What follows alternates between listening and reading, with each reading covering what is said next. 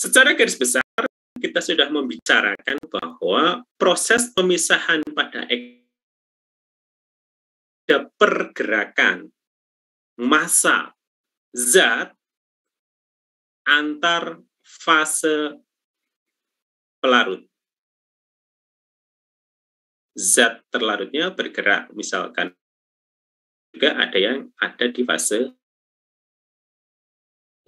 non-organik atau fase air. Kalau kita gambarkan misalkan begini, ya, zat X masuk, maka X akan terdistribusi baik itu pada fase organik dengan kelarutan S0, ya, S0 itu maksudnya kelarutan zat di dalam fase organik.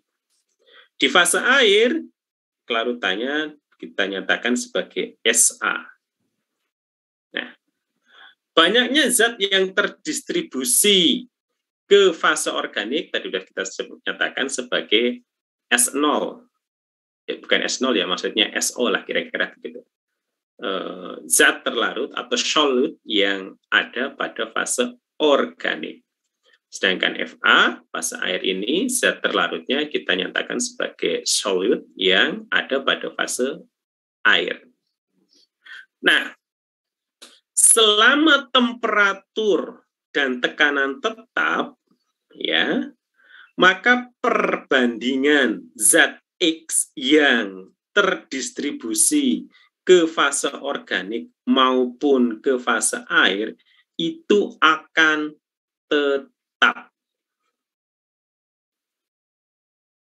Akan tetap. Proses yang terjadi hanya proses pelarutan saja. Ya, bukan proses reaksi begitu ya. Dia hanya karena kelarutan saja. Tidak ada reaksi apapun.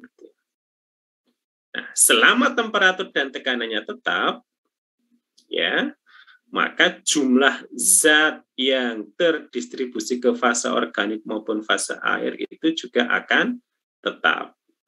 Misalkan, kalau kita punya misalkan 100 gram zat X dengan 10 gram zat X, ya, kita masukkan dalam fase organik begini, itu kalau 100 gram, ya kalau ininya 1 begitu ya, maka 50 gram akan ada di fase air dan 50 gram akan ada di fase organik. Tetap. Bagaimana kalau yang kita masukkan X itu misalkan hanya 10 gram? Kalau tadi kan 100 ya, 100 masuk ke air 50, masuk ke organik 50. Berarti perbandingannya 50 berbanding 50, atau 1 berbanding 1. Ya dimaksud tetap di sini perbandingannya adalah, yaitu tadi, kalau misalkan berapapun jumlahnya, selama temperatur dan tekanannya tetap, maka perbandingannya akan tetap.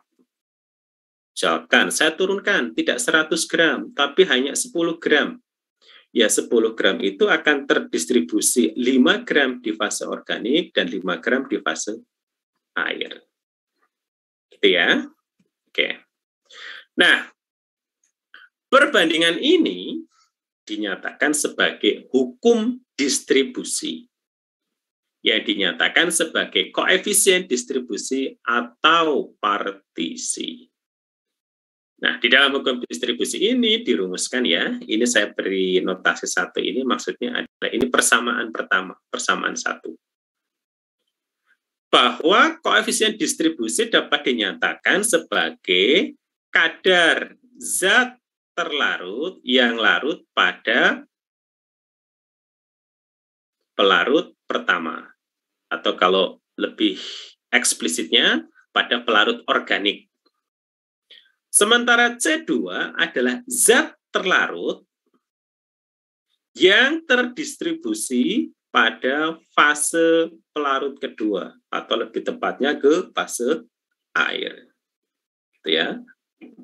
Dalam hal ini, fase organik maupun fase zat terlarut tidak saling bercampur.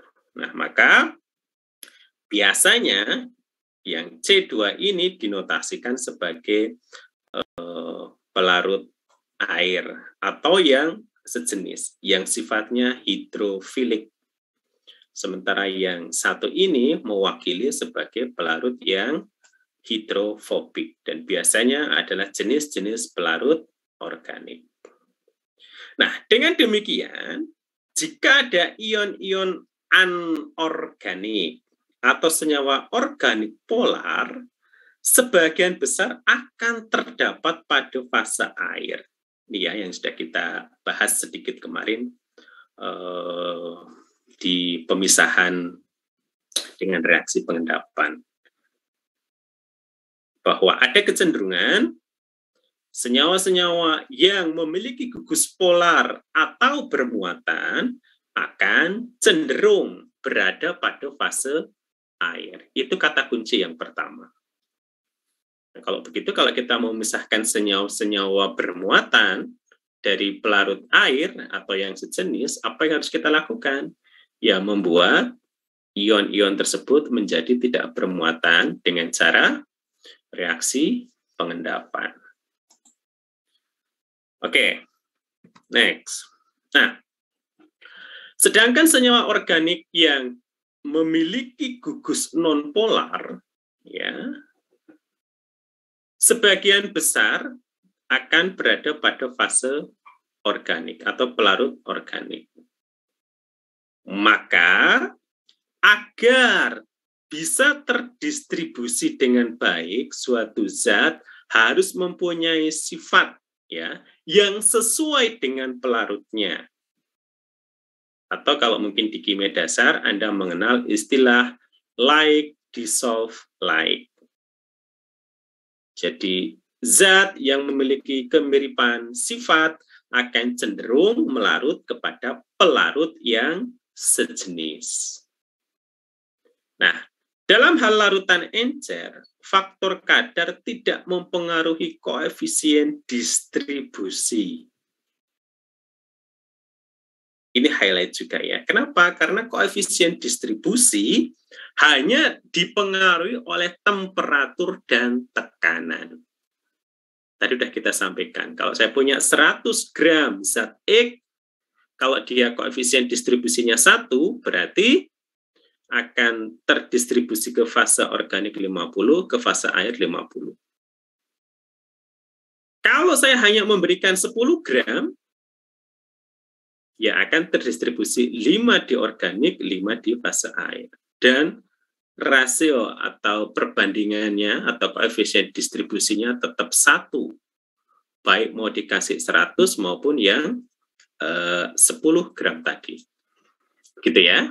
Karena koefisien distribusi dipengaruhi oleh temperatur dan tekanan, bukan oleh kadar zat.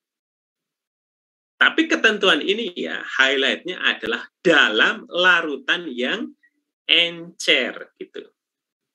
Kalau larutannya pekat bagaimana? Ya tidak berlaku. Kenapa? Ya karena ada perbedaan ya, ada perbedaan dalam hal ini adalah kesetimbangan.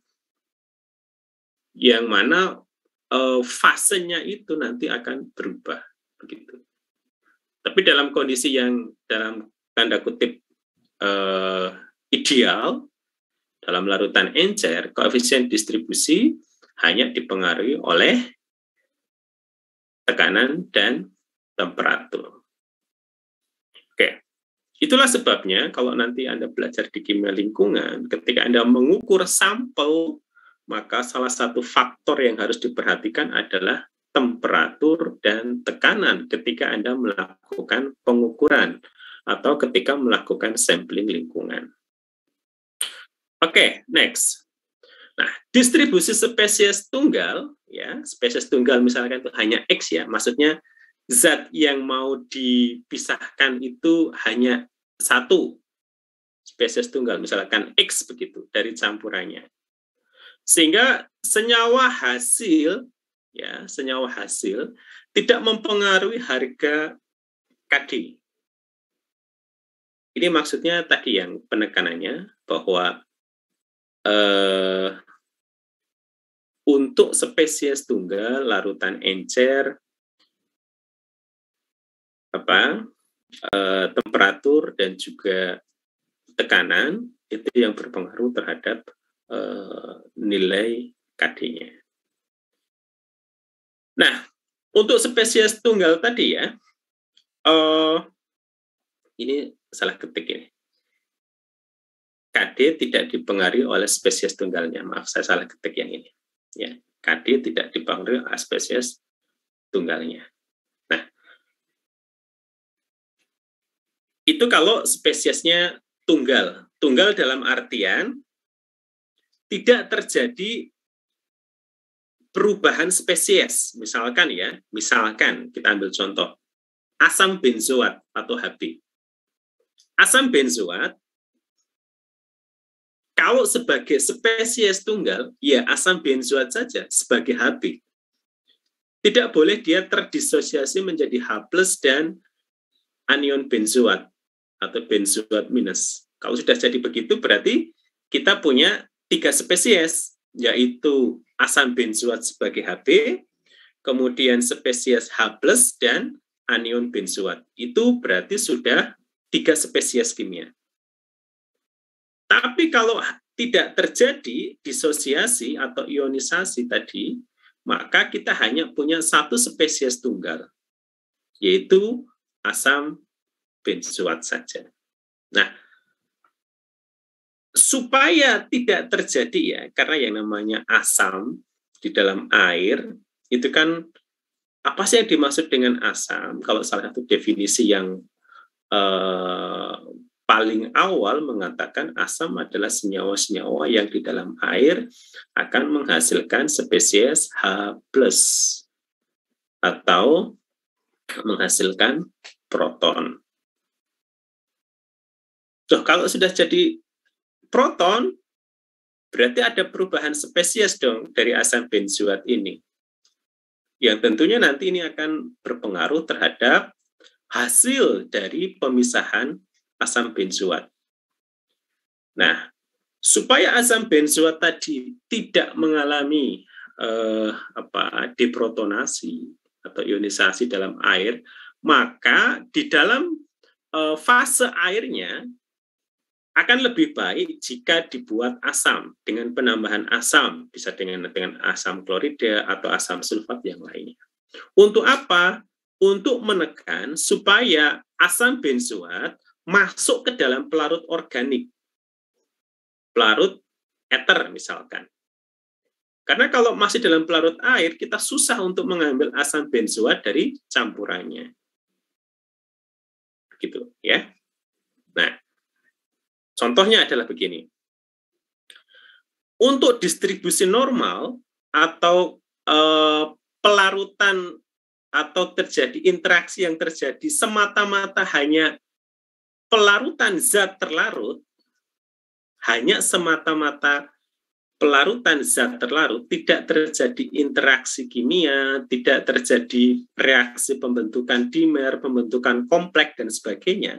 Maksudnya spesies tunggal, kalau dalam contoh ini adalah asam benzoat, maka nilai KD dapat kita tuliskan sebagai besarnya asam benzoat yang ada pada fase organik dibanding dengan konsentrasi asam benzoat yang ada pada fase air.